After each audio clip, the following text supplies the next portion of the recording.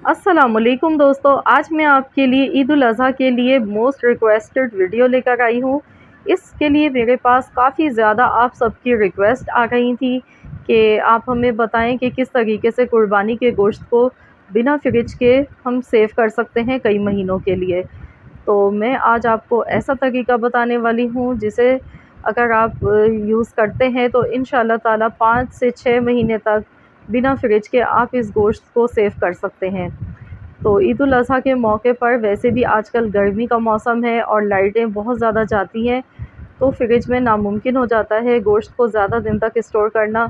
तो आप इस तरीके से बिना फ्रिज के गोश्त को स्टोर कर सकते हैं, चाहे आपके पास मटन हो या बीफ हो, दोनों के यही तरीके होंगे, दोनों मीट को आप इसी तरीके से सेव कर सकते हैं। तो आप यहाँ पर गोश्त आपके पास जितना भी हो, आप जितनी मिक़दार में भी हो आप ले लें, चाहे तो उसमें फ़ैट हो तो वो भी चलेगा। और इस तरह से आपने छोटी-छोटी बोटियाँ गोश्त की बना लेनी है।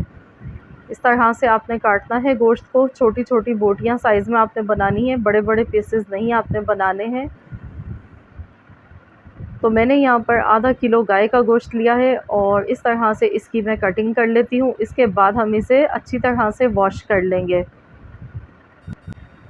तो चलिए हम इसको वॉश कर लेते हैं।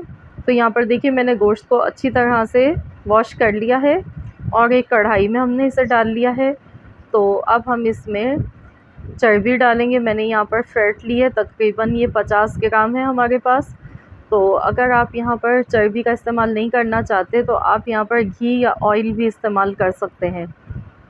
पर लेकिन कुर्बानी के गोश्त में पहले से ही काफ़ी मिक़दार में चर्बी मौजूद होती है, तो आप चाहें तो इसी से बनाएं, इससे जायका बहुत ही अच्छा इसका बनेगा।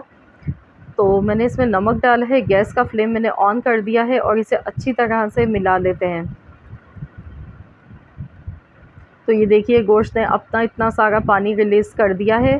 तो इसमें हमने पानी बिल्कुल भी नहीं डालना है और हमने इसको ऐसे ही बिल्कुल हल्की आंच पर पकाना है।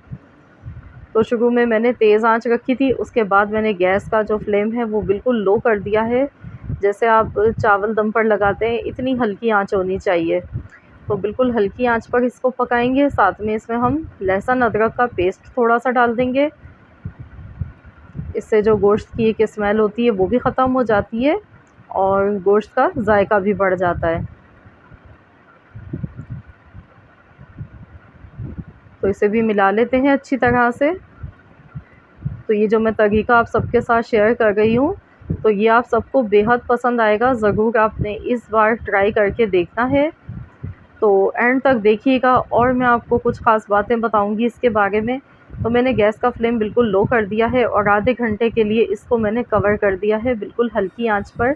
आधे घंटे के लिए ऐसे ही पकने के लिए छोड़ देते हैं। तो यहाँ पर आधा घंटा हो चुका है, तो खोल लेते हैं।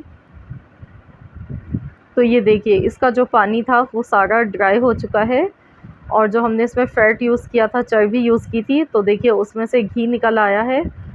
तो अब जो ये चर्बी है इसी में इन बोटियों को अच्छी तरह से हमने फ्राई करना है। बिल्कुल हल्की आंच पर पकाना है इसको। गैस का फ्लेम बिल्कुल लो रखेंगे और हल्की आंच पर इसको हमने 1 घंटे तक मज़ीद और पकाना है ऐसे ही।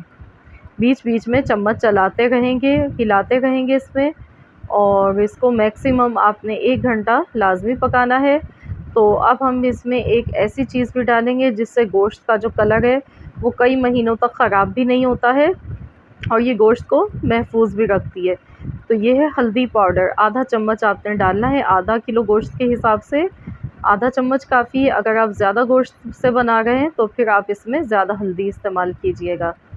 तो हल्दी डालने के बाद इसे अच्छी तरह से मिला लेते हैं। इससे गोश्त का कलर ख़राब नहीं होता है और ये गोश्त को महफूज रखती है, ख़राब होने से बचाती है। तो बस ये देखिए मैंने मिक्स कर दिया। गैस का फ्लेम बिल्कुल लो है। इतना पकाएंगे जब तक बोटियों का जो कलर है वो सुर्ख नहीं हो जाता है। तो चलिए दोबारा से कवर कर देते हैं और बीच बीच में हम इसे चलाते रहेंगे 15-20 मिनट बाद इस तरह से। तो टोटल इसे 1 घंटा मज़ीद और पका लेते हैं। 1 घंटा हो चुका है, आप देख सकते हैं बोटियों का। आप कलर चेक करें, ये देखें बिल्कुल सुर्ख हो चुका है बोटियों का कलर। तो ये देखिए बहुत ही ज़बरदस्त सा यहाँ पर गोश्त फ्राई हो चुका है। आप इसको नमकीन खस्ता तला हुआ गोश्त भी कह सकते हैं। और इसमें देखिए हमने इसका जो पानी था वो बिल्कुल ड्राई कर दिया है और इसको अच्छी तरह से फ्राई कर लिया है। आप कलर देखें कितना खूबसूरत शानदार इसका कलर आया है, ये देखिए। तो आप चाहें तो इसको ऐसे खा लें या आप चाहें तो इसको महफूज कर लें। तो मैं आपको तरीका बता दूंगी किस तरीके से आपने इसे रखना है।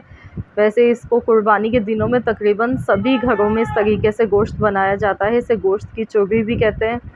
और इसको बनाकर लोग रख लेते हैं काफ़ी दिनों के लिए, एयर टाइट बॉक्स में रख लेते हैं और इसको दाल चावल के साथ किसी सब्ज़ी के साथ साइड डिश के तौर पर इस्तेमाल किया जाता है, या फिर इसको वैसे भी गरम करके खाया जाता है। ये बहुत ही मज़ेदार लगती हैं, बहुत ही लाजवाब। तो बस अब हम यहाँ पर गैस का फ्लेम बंद कर देते हैं और इसको डिश आउट कर लेते हैं। जो इसमें फ़ैट है, चिकनाई है, इसको हम नहीं निकालेंगे, इसी में रहने देंगे और बोटियाँ हम इसमें से निकाल लेते हैं। तो ये देखिए बिना धूप लगाए हमने गोश्त को ड्राई कर लिया है और इसे फ्राई कर लिया है। इसका जायका कई गुना बढ़ चुका है। तो इसको मैं तोड़कर भी आपको दिखाऊंगी। इसको कितना अंदर से ये जूसी लगेगा, आप देखकर हैरान कर जाएंगे। और इस तरीके से आप ज़रूर बनाएंगे इस ईद पर, मेरे कहने पर ज़रूर बनाकर आप भी देखिएगा। तो ये आपकी साइड डिश के तौर पर आप इस गोश्त को महफूज कर सकते हैं। तो चलिए मैं आपको दिखाती हूँ, अंदर से इसका टेक्सचर दिखाती हूँ किस तरह का ये गोश्त बना है। ये देखिए मैं आपको तोड़कर दिखा रही हूँ। तो ये देखिए वाह, अंदर तक कितना शाइनी है और कितना जूसी है ये गोश्त अंदर से, ये देखिए। और बाहर से बिल्कुल खस्ता है, क्रिस्पी है तला हुआ। तो आपने इसे क्रिस्पी करना है क्योंकि इसको हमने स्टोर करना है लॉन्ग टाइम के लिए। तो अच्छा सा इसको क्रिस्पी कीजिएगा ताकि इसमें जो भी मॉइस्चर है वो ख़त्म हो जाए और ये ड्राई हो जाए।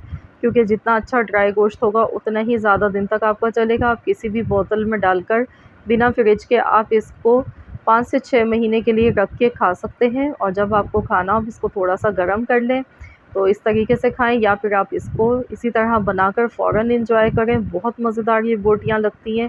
नमकीन खस्ता तला हुआ गोश्त बहुत ही मज़े का लगता है।